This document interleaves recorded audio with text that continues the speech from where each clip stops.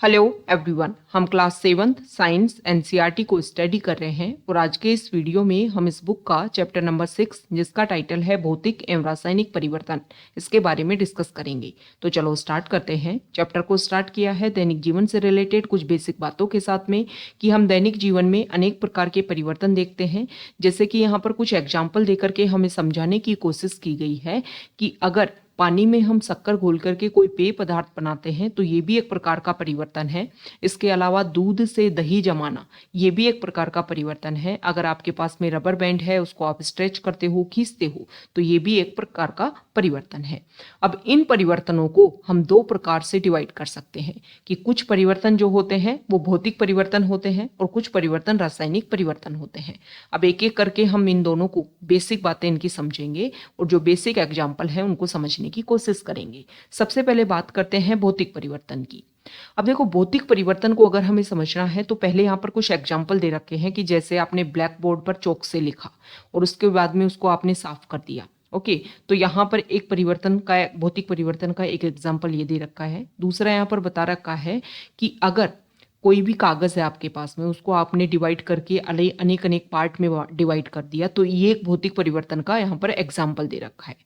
तो भौतिक परिवर्तन को समझने से पहले आपको भौतिक गुण समझ में आनी चाहिए कि भौतिक गुण क्या होते हैं जिनमें अगर परिवर्तन होता है तो उसको हम बोलते हैं भौतिक परिवर्तन। देखो, कोई भी जो पदार्थ है उसके आकार में, आमाप मतलब साइज में, रंग और अवस्था जैसे गुणों में, अगर ये जो गुण होते हैं ना किसी भी पदार्थ के, आकार, आमाप, रंग और अवस्था, ये गुण किसी भी पदार्थ के भौतिक गुण कहलाते हैं। और अगर इन गुणों में कोई भी परिवर्तन हो, आकार में परिवर्तन हो, आमाप में परिवर्तन हो, रंग और अवस्था में कोई परिवर्तन हो जाए, तो इसको बोलेंगे भौतिक परिवर्तन। वह परिवर्तन जिसमें किसी पदार्थ के भौतिक गुणों में परिवर्तन हो जाता है उसको बोलते हैं भौतिक परिवर्तन। भौतिक परिवर्तन सामान्यतः उत्कर्मणीय होता है। उत्कर्मणीय मतलब मूल अवस्था में दोबारा से इसको लाया जा सकता है। ऐसे परिवर्तन में कोई नया पदार्थ नहीं बनता है, ये आपको ध्यान में रखना है कि कोई नया उत्पाद यहाँ पर निकल करके सामने नहीं आएगा। जैसे कि अभी हमने स्टार्टिंग में एग्जाम्पल लिया था, जैसे ही भौतिक परिवर्तन हमने स्टार्ट किया कि कागज को काट करके हमने अलग अलग भागों में डिवाइड कर दिया, मतलब उसके आकार में जो है, साइज में जो है, वो परिवर्तन आ गया। दूसरा हमने देखा कि चौक से ब्लैक बोर्ड पर लिखा तो चौक के किसमें, आकार में, उसके साइज में जो है वो क्या आ गया, परिवर्तन आ गया। ओके, तो ये उसके भौतिक परिवर्तन, इसको हम कह सकते हैं।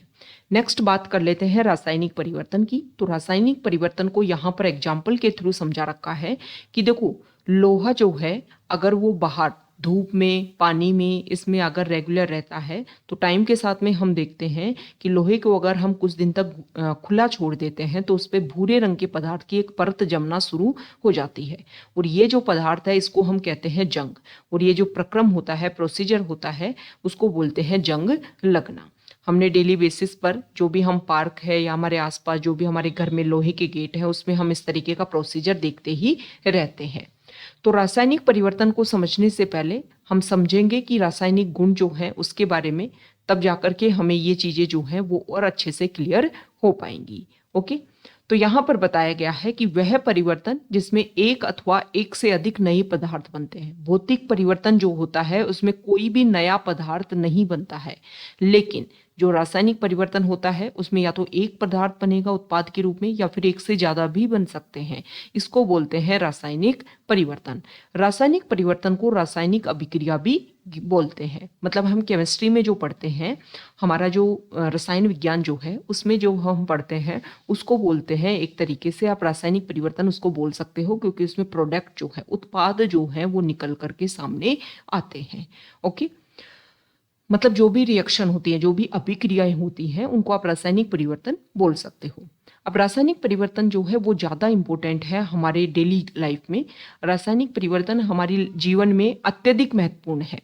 सभी नए पदार्थ, जो भी हम नए नए प्रोडक्ट देखते हैं, वो सभी रासायनिक परिवर्तनों के परिणाम स्वरूप ही बनते हैं। जैसे कि यदि किसी अयस्क में से धातु का निष्कर्षण करना हो, जैसे कि लौह अयस्क से लोहे का, तो हमें निश्चित क्रम में रासायनिक परिवर्तन करने पड़ते हैं। जो औषधि, जिसका हम यूज करते हैं वो भी रासायनिक अभिक्रियाओं की श्रृंखला का ही एक उत्पाद होती है। इसके अलावा उपयोगी पदार्थ जैसे प्लास्टिक हम यूज करते हैं, अपमार्जक, डिटर्जेंट जो यूज करते हैं वो भी रासायनिक अभिक्रियाओं द्वारा ही बनाए जाते हैं।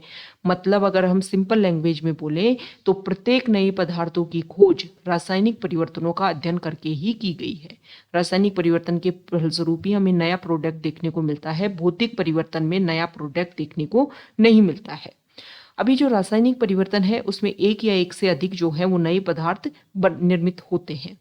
नए पदार्थों के अतिरिक्त, नए उत्पादों के अतिरिक्त रासायनिक परिवर्तन में निम्न घटनाएं भी हो सकती हैं, जैसे कि ऊष्मा, प्रकाश और किसी अन्य प्रकार के विकिरण का निर्मुक्त अथवा अवशोषित होना। मतलब जैसे कुछ बना, कुछ रासायनिक अभिक्रियाएं हुई, जैसे कि आप ये मानो, हम इस तरीके से समझते हैं, प्रकाश संश्लेषण की क्रिया आप समझते हो ना। प्रकाश संश्लेषण क्रिया में क्या होता है, CO2 मिलता है प्लस में H2O मिलता है।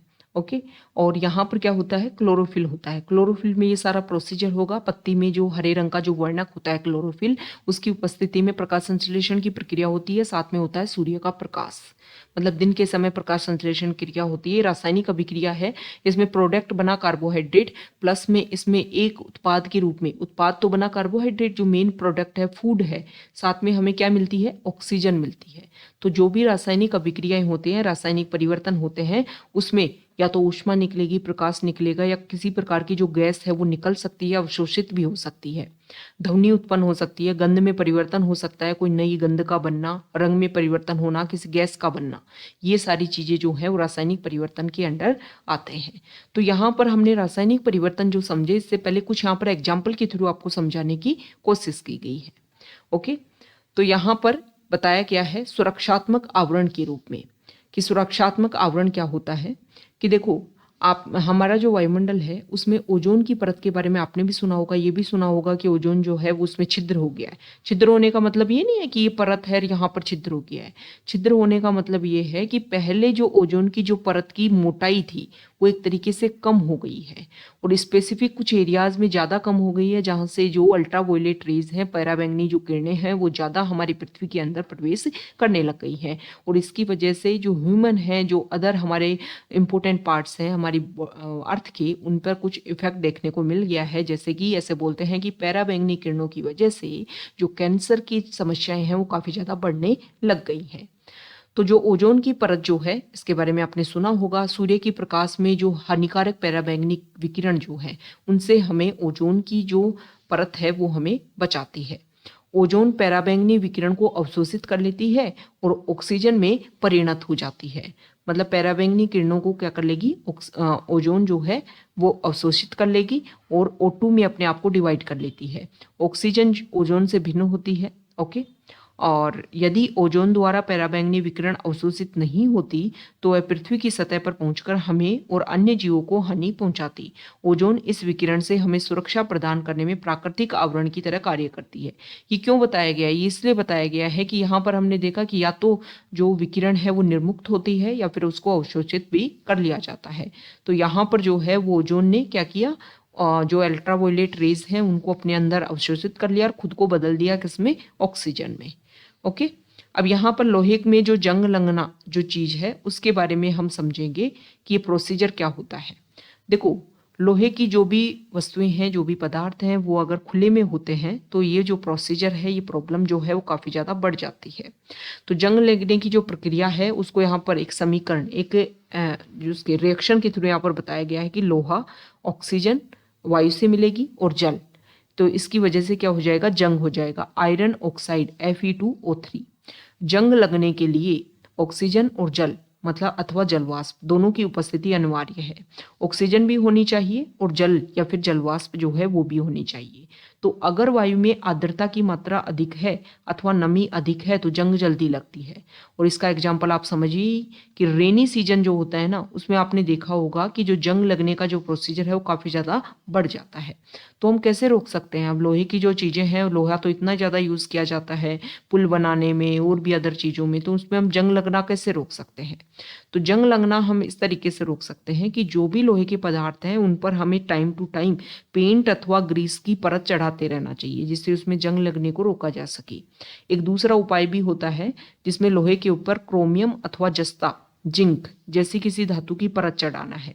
लोहे पर जिंक की परत चढ़ाने का जो प्रक्रम होता है उसको बोलते हैं यसद लेपन, मतलब गैल्वेनाइजेशन। ओके।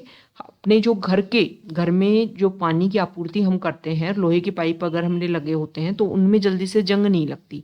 क्यों नहीं लगती? क्योंकि वो जो लोहे के पाइप हैं वो यसद लेपित होते हैं, उन पर क्रोमियम या फिर जस्ता या जिंक की जो परत है वो चढ़ी हुई होती है।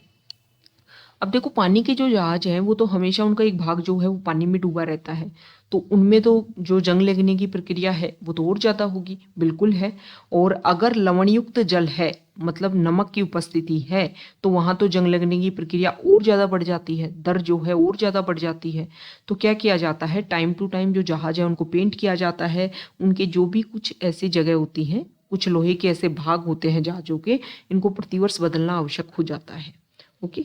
तो हम लोहे का एक अल्टरनेट लेकर के आ सकते हैं, स्टेनलेस स्टील। लोहे में कार्बन और क्रोमियम, निकल और मैग्नीज जैसी धातुओं को मिलाकर के बनाया जाता है स्टेनलेस स्टील। इसमें जंग नहीं लगती है। नेक्स्ट यहाँ पर बताया है क्रिस्टलीकरण के बारे में कि देखो, क्लास 6 जो है उसमें हमने पढ़ा कि हमारा जो समुद्र का जल होता है इसमें वाष्पन की प्रक्रिया होती है। मतलब सूर्य की जब गर्मी पड़ती है तो जो जल होता है वो वाष्पित हो जाता है, और वाष्पित होकर के हमें क्या मिलता है, नमक मिलता है। नमक जो है वो यहाँ पर बताया गया है कि इससे छोटे छोटे क्रिस्टल जो है वो बन जाते हैं। जो पानी उड़ जाता है तो उसमें बचा हुआ जो नमक है वो पीछे रह जाता है। तो इसमें बताया गया एक प्रोसीजर के बारे में कि इस तरीके से जो प्रोसीजर है उसको हम और भी अच्छे से कुछ केमिकल बेसिस यूज करके उसको और अच्छे से शुद्ध और बड़े माप के जो क्रिस्टल हैं उनको प्राप्त कर सकते हैं। ये प्रक्रिया जो है वो क्रिस्टलीकरण कहलाती है, और ये भौतिक परिवर्तन का एक उदाहरण है। तो यहाँ पर एग्जाम्पल के थ्रू आपको कुछ ऐसे विलयन के बारे में बता रखा है कि इस तरीके से आप क्रिस्टल बना सकते हो किसी भी पदार्थ के बड़े बड़े। अब यहाँ पर इस चैप्टर की समरी कि परिवर्तन दो प्रकार के हो सकते हैं, भौतिक अथवा रासायनिक। भौतिक परिवर्तन में पदार्थों के भौतिक गुण में कुछ परिवर्तन होते हैं। इन परिवर्तनों में कोई नया पदार्थ नहीं बनता है। ये परिवर्तन उत्क्रमणीय हो सकते हैं, जरूरी नहीं है कि हर बार हों, लेकिन हो सकते हैं। रासायनिक परिवर्तनों में नए पदार्थ बनते हैं। कुछ पदार्थों को क्रिस्टलीकरण के द्वारा भी उनके विलयनों से शुद्ध अवस्था में प्राप्त किया जा सकता है, जैसे कि हम नमक को प्राप्त करते हैं। तो ये हमारा चैप्टर नंबर 6 था। कुछ बेसिक फैक्ट्स जो हैं वो हमने डिस्कस किए हैं जो आपको पता होना चाहिए, जैसे कि लोहे पर जंग लगना, ये इंपॉर्टेंट है। एक हमने डिस्कस किया स्टेनलेस स्टील क्या होता है, एक हमने डिस्कस किया ओजोन परत के बारे में। तो ये इंपॉर्टेंट बातें हैं, ये बेसिक फैक्ट्स हैं, ये आपको ध्यान में होने चाहिए। तो अगर आप यहाँ तक आए हैं, वीडियो आपको अच्छा लगा है तो प्लीज़ वीडियो को लाइक कीजिए, शेयर कीजिए और चैनल को सब्सक्राइब कीजिए। Okay, thank you.